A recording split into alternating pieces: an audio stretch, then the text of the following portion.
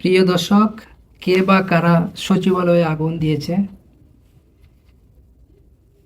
সচিবালয় হচ্ছে দেশের একটা হার্ট, নিরাপত্তার স্থান। এখানে কে বা কারা আগুন দিয়েছে এটা ধরা অত্যন্ত সহজ।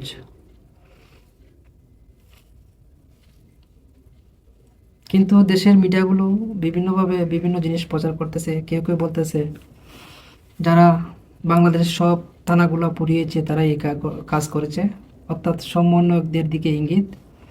আবার কেউ বলতেছে যেহেতু শেখ হাসিনাকে দেশ থেকে বিতাড়িত করা হয়েছে, আওয়ামী লীগ এই কাজগুলো করেছে।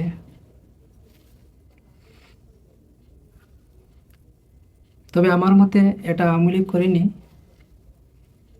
এটা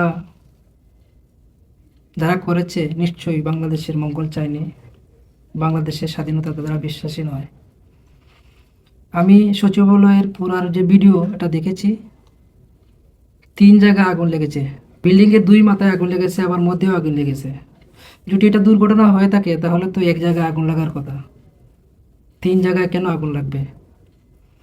আপনারা ভিডিওটা দেখুন, আগুন সচিবালয় পুরো ভিডিও দেখুন এবং কমেন্ট করে জানান আপনাদের মতে কে বা কারা এটা করতে পারে। তবে আমি নিশ্চিত এটা কোনো দুর্ঘটনা নয়, কোনো জঙ্গলি গোষ্ঠী এই কাজটি করেছে।